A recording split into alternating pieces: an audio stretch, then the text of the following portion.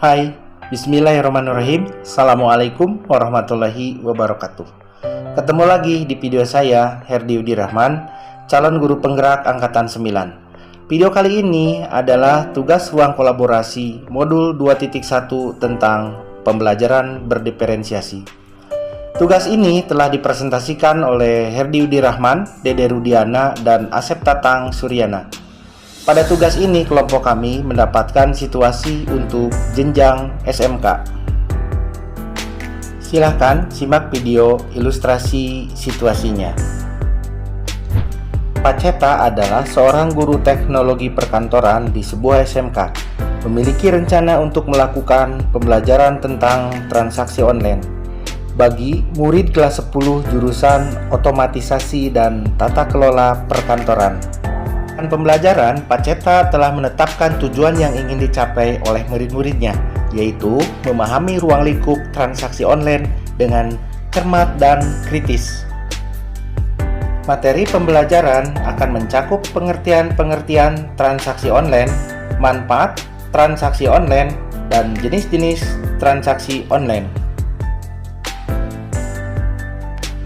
Namun, karena pandemi yang sedang berlangsung, memaksa pembelajaran dilakukan secara daring. Oleh karena itu, Pak Ceta memutuskan untuk mengadakan sesi melalui Google Meet, dilanjutkan dengan sesi grup kelas melalui aplikasi WhatsApp. Dalam skenario pembelajarannya, ada beberapa tahapan yang akan dilakukan. Pertama, Pak Ceta akan memulai sesi daring melalui Google Meet dengan murid-muridnya.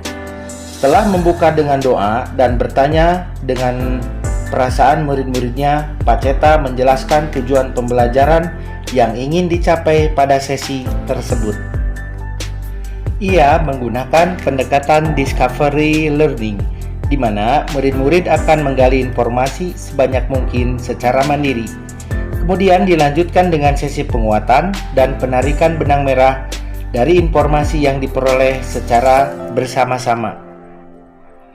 Kemudian Pak Ceta menjelaskan tahap pembelajaran atau yang akan dilakukan oleh murid-muridnya melalui slide informatif. Murid diminta untuk menggali informasi tentang ruang lingkup transaksi online secara mandiri di rumah, termasuk pengertian-pengertian dan manfaat serta jenis transaksi online. Setelah itu, murid-murid bebas membuat rangkuman dari informasi yang diperoleh dalam berbagai bentuk, seperti poster, presentasi, PowerPoint, catatan, mind map, dan lain-lain. Untuk memudahkan pemahaman mereka, selanjutnya pada sesi berikutnya, murid-murid kembali bertemu di Google Meet untuk berbagi informasi yang diperoleh. Pak Ceta akan memandu proses penarikan benang merah dari berbagai informasi yang telah disampaikan. Dalam akhir pertemuan daring, Pak Ceta memberikan waktu bagi murid untuk mengajukan pertanyaan atau menghubungi melalui grup WA. Grup WA-nya adalah grup WA kelas, jika ada hal-hal yang kurang dimengerti. Ia juga memberikan semangat kepada murid dalam proses pembelajaran.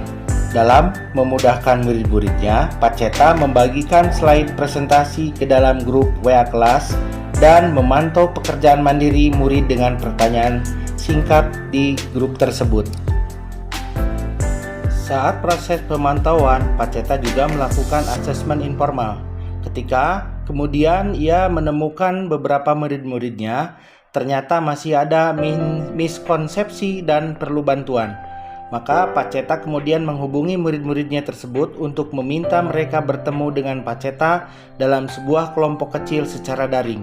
Di dalam pertemuan kelompok kecil tambahan ini, Pak Ceta memberikan petunjuk ulang atau bantuan pertanyaan-pertanyaan untuk membantu murid mendapatkan pemahaman yang lebih baik. Setelah selesai dengan tugas mandirinya, para murid pun kembali bertemu Pak Ceta di sesi pembelajaran daring selanjutnya. Pak Ceta dan murid-muridnya berdiskusi serta berbagi informasi melalui sharing langsung dan kemudian menarik kesimpulan bersama-sama. Nah, setelah itu Pak Ceta akan meminta murid untuk bekerja dalam kelompok. Di dalam kelompok-kelompok tersebut, Pak Ceta meminta muridnya untuk kembali berdiskusi dan saling menguatkan pemahaman serta membuat rangkuman pemahaman topik transaksi online secara berkelompok dalam ragam bentuk seperti poster, PowerPoint, note, mind map, dan lain-lain.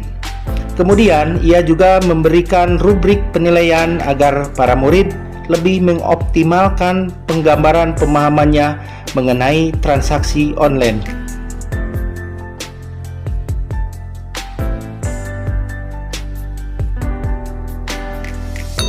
Pertanyaannya, apakah kebutuhan belajar murid yang berusaha dipenuhi oleh Paceta?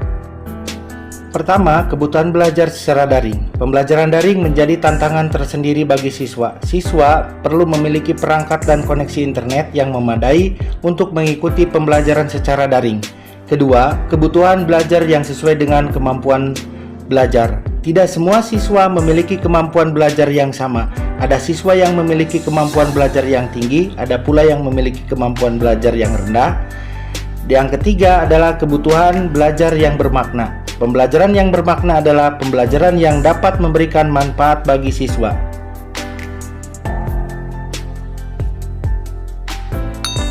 Bagaimana cara guru tersebut menentukan kebutuhan belajar muridnya? Siswa diminta untuk menggali informasi terkait yang diberikan dengan menggunakan model pembelajar discovery learning. Kemudian, Paceta memberikan tugas rangkuman untuk menilai gambaran pemahaman awal terhadap materi yang akan disampaikan. Paceta memenuhi kebutuhan belajar dalam aspek kesiapan belajar dengan menggunakan teknik scaffolding dengan menyediakan ruang diskusi kecil bagi murid-murid yang masih kurang memahami pengertian-pengertian transaksi online, manfaat transaksi online, dan jenis-jenis transaksi online. Dengan cara ini, Paceta memberikan petunjuk ulang atau bantuan pertanyaan-pertanyaan untuk membantu murid mendapatkan pemahaman yang lebih baik. Strategi pembelajaran berdiferensiasi apa yang digunakan? Yang pertama adalah diferensiasi konten. Paceta menggunakan strategi ini dengan memberikan siswa tugas dan kuis dalam berbagai format, sehingga siswa dapat memilih format yang sesuai dengan kemampuan mereka. Misalnya, siswa yang memiliki kemampuan belajar yang tinggi dapat membuat presentasi atau video tentang transaksi online, sedangkan siswa yang memiliki kemampuan belajar yang rendah dapat membuat mind mapping atau rangkuman singkat.